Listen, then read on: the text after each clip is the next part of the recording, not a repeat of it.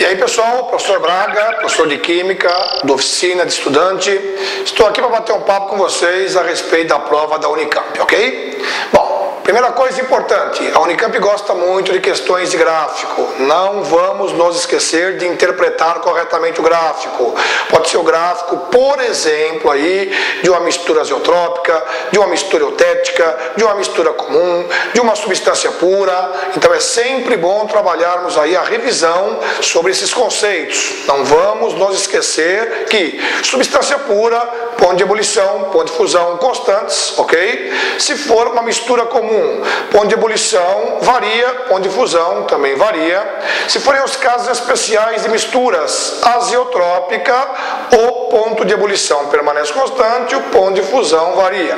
Se a mistura for eutética, o ponto de fusão permanece constante e o ponto de ebulição, a temperatura varia. Legal? Então é sempre importante fazer essa revisãozinha.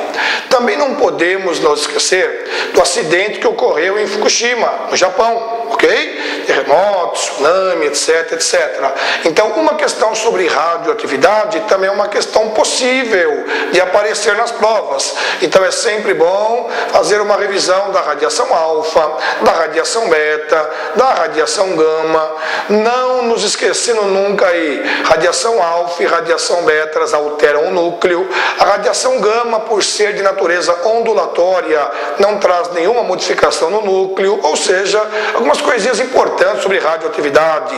Também insisto em fazer uma revisãozinha aí sobre tempo de meia-vida. Pode ser que a questão também apareça. São sempre itens importantes que a prova da Unicamp gosta.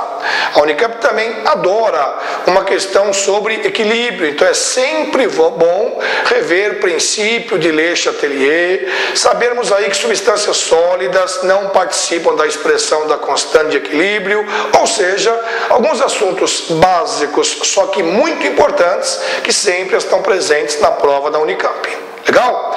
Outra questão também que é possível aparecer é uma questão de estequiometria, sempre uma questão de cálculo, uma questão básica, uma questão que pode ter excesso de algum reagente. Ele pode perguntar se o reagente aí está em excesso, se é o limitante, ou seja, uma questão importante que sempre também a prova da Unicamp dá uma importância muito grande. E no meu aí, na minha análise, né, sobre as questões, também pode aparecer uma questão termoquímica. Então aqueles processos que fazem o quê? Que liberam calor, que absorvem calor, o processo que libera calor, o processo exotérmico, o processo que absorve calor, um processo endotérmico. Então é sempre bom também fazermos uma revisãozinha sobre esses assuntos aí. Ok? Numa outra oportunidade, mais alguma informação, mais algumas dicas para vocês. Um grande abraço.